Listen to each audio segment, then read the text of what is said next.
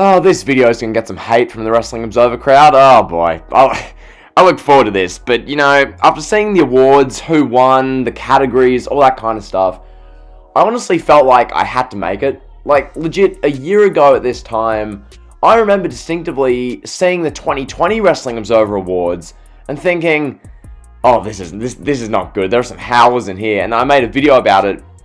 And in the video, I never ended up dropping the video, but boy oh boy, I wanted to because there were some bad ones last year. This year, it's much of the same, okay? 2021's Wrestling Observer Awards, there's a lot of the same as 2020. It's very much AEW, New Japan, like very heavy. It's very much, reliant on those promotions because the people who vote on these awards, by and large, the people who vote on these awards are very AEW, New Japan leaning, okay? These aren't pro WWE people who vote on these awards. So, with that being said, I want to come at this with a fairly objective, neutral type stance, okay? I'm not coming at this from the perspective of some anti-Meltzer, anti-AEW, like that's not what this is, okay? This is just going to be me looking at the awards, having a laugh, because some of these categories are absolute howlers. So, with that being said, time to get into this. We'll start us off, Best Booker, Tony Khan, number one, he wins 1,022 votes.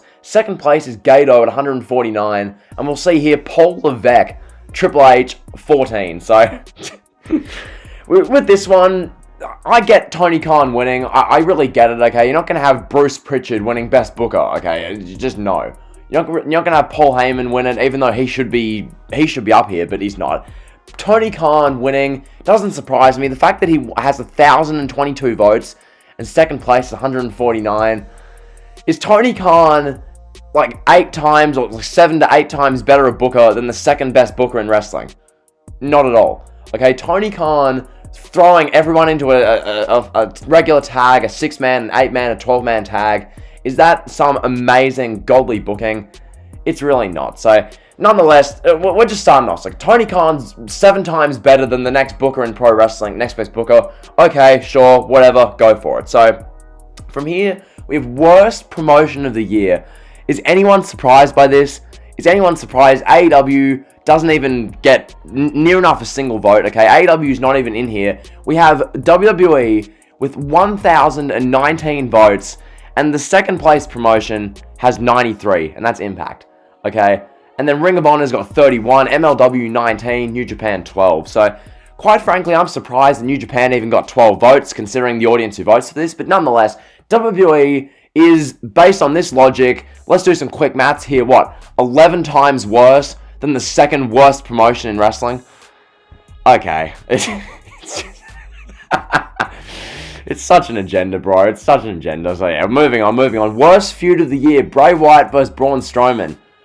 Okay, interesting. As far as these ones, worst feud of the year, I mean, Lana Nia Jax wasn't good. Personally, I find the fact that Bray Wyatt and Randy Orton is number 2, I find that kind of, really, Bray Wyatt and Randy Orton, like, I get, it's the opposite of what these people who watch, follow Wrestling Observer, it's the opposite of what they want to see. Like, the vast majority of people who are subscribed to Wrestling Observer, subscribe to Figure 4 Online, listen to Brian Alvarez and Dave Meltzer analyze and review wrestling, near enough the mass majority of these people want to see great matches, want to watch great New Japan matches. These are the people who watch every night of the G1, review all the matches, have the matches ranked as far as which G1 match is better. That's those people. So the fact that Bray Wyatt and Randy Orton is considered second worst feud of the year and Bray Wyatt is so unpopular, it makes sense. Bray Wyatt isn't a great match wrestler. He's a character wrestler. Bray Wyatt is all about the gimmick, the persona, the character, the promos, the segments, etc.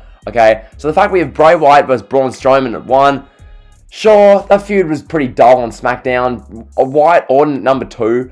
Was Bray Wyatt and Randy Orton worse than Lana versus Nia Jax? Are you, what? Rollins and Mysterio? If I'm doing this list, I'm probably putting the Retribution one in the top 3. I'm putting Lana and Nia Jax top 3, and Ray versus Rollins is going number 1 to 3, whatever. So, that's worst feud of the year. Bray Wyatt and Orton being 2 is a joke. So, moving on. Worst match of the year. Braun Strowman versus The Fiend. I believe that one is the Swamp Fight from memory. So, Yeah, okay, interesting. The Swamp Fight's the worst match. That match was apparently worse than Goldberg and The Fiend in Saudi Arabia. It was worse than Matt Hardy nearly killing himself in a match. Okay. And then Orton versus Edge in the Last Man Standing at WrestleMania. And then we got the Firefly Funhouse match. Just... Was the Firefly Funhouse match a top 5 worst match of 2020? So the Firefly Funhouse match was apparently worse than Britt Baker and Big Swole in the Dentistry. The Funhouse match was worse than that. The Funhouse match is, based on this, literally just about on the same level as Matt Hardy falling off scaffolding and hitting his head on concrete. Like, how Matt Hardy versus Sammy Guevara isn't one. I swear, like, that match, it was never meant to be like a top 5 worst match, but obviously, circumstances forbidding, Matt Hardy nearly died in the match, and then the doctor just cleared him, and then he beat Sammy Guevara. Like, that thing was a train wreck. I mean, moving on, this is just worst television show. Monday Night Raw, 1,117 votes. Impact 25, SmackDown 24, 205 Live, which I forgot still exists, has got 12 votes. The fact that Raw, this is jokes. Raw is literally, what's that, 45 times worse than the second worst wrestling TV show. Oh, I love this. Yeah, I agree with this. Raw, yeah. But I find the fact that AEW Dynamite doesn't have it's not even rating a mention. Like, jokes, whatever. Anyway, most disgusting promotional tactic. As we can see, WWE clean sweeps the 4 here. One thing I will say, was some of these even promotional tactics? Like, what part of WWE firing people during a pandemic, during a year where they're setting record profit, is that really a promotional tactic? Like, are they promoting that? Like, is Stephanie McMahon doing Be a Star promotions at random middle schools saying, hey guys, WWE, we're great, we fired people during a pandemic? Like, not really a promotional tactic, it's something they did. Like, I don't know, it's a bit dodgy, but whatever. This one, yeah, I agree with. They didn't need to release all those people during the heart of the pandemic when everyone was at the height of fear in April. Do they need to do that? No.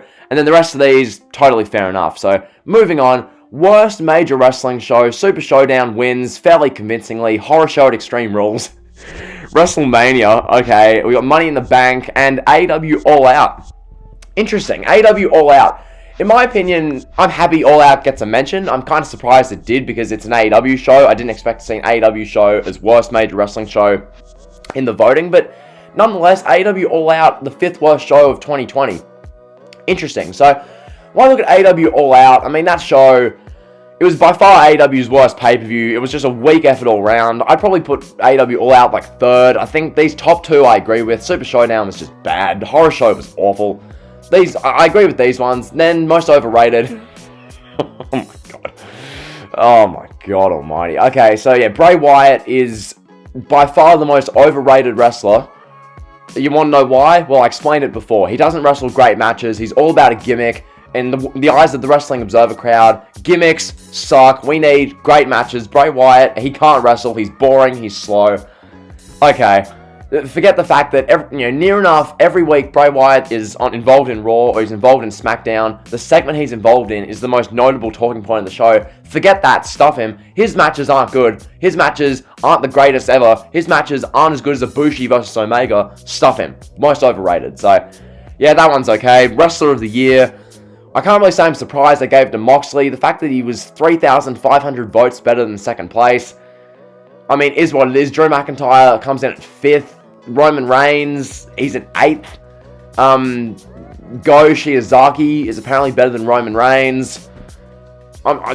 Yeah, you could say a lot. I'm not really going to bother because I know what crowd votes on these awards. There's not exactly a crowd who are as much of a fan of Roman Reigns as the more casual, regular wrestling fan is. So, nonetheless, Roman Reigns comes in at 8th. Apparently, Tetsuya Naito, who wrestled about, he won the belts at Wrestle Kingdom last year. And then what? Then he lost the belts to Evil, won them back, and then barely wrestled a match for the rest of the year. Like, okay, anyway, whatever. Reigns is 8th. I'm kind of sickened, but nonetheless, we'll move on. Most outstanding wrestler, don't really care. Tag Team of the Year.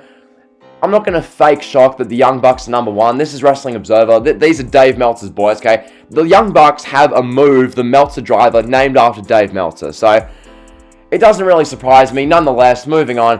What do you have here? Promotion of the Year. Now, what I'm going to say here, I'm genuinely surprised for one that WWE's in the top 3. I'm genuinely surprised, considering WWE, in that most disgusting promotional tactic one, had, all the top 4.